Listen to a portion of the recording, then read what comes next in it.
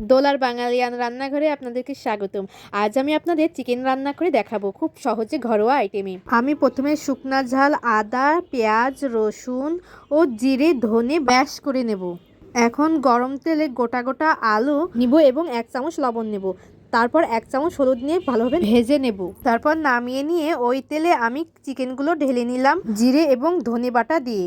তারপর এই যে নাড়াচাড়া করতে লাগলাম খুব সুন্দরভাবে, যাতে সব মশলাগুলো গায়ে লেগে যায়।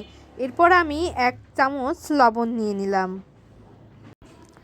তারপরও আবার সুন্দরভাবে নাড়াচাড়া করতে লাগলাম। এখন আমি সব মশলাগুলো ঢেলে নিলাম। এই তো শুকনা মরিচটাও ঢেলে নিলাম।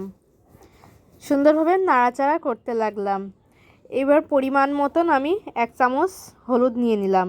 মাংসের ঝোল আরও স্বাদ করার জন্য আমি কাঁচা লঙ্কা নিয়ে নিলাম 1 বাটি মতো। এরপর গোটা জিরে নিয়ে নিলাম যাতে মাংসের গন্ধটা কেটে যায়। তারপর আমি সুন্দরভাবে নাড়াচাড়া করে মাংসটি কষিয়ে নিলাম। কষানো শেষে আমি মাংসটি নামিয়ে নিলাম। কড়াইতে তেল দিয়ে শুকনা মরিচ, জিরা, তেজপাতা এবং অর্ধেক রসুন পেঁয়াজ বাটা নিয়ে আবার কষাতে লাগলাম। পরিমাণ মতন লবণ হলুদও নিয়ে নিলাম। নিয়ে এরপর ভাজা আলুটা আমি দিয়ে আবারও সুন্দরভাবে কষাতে লাগবো। এই যে কষাতে কষাতে আমি অল্প পরিমাণ জল দিয়ে নিলাম।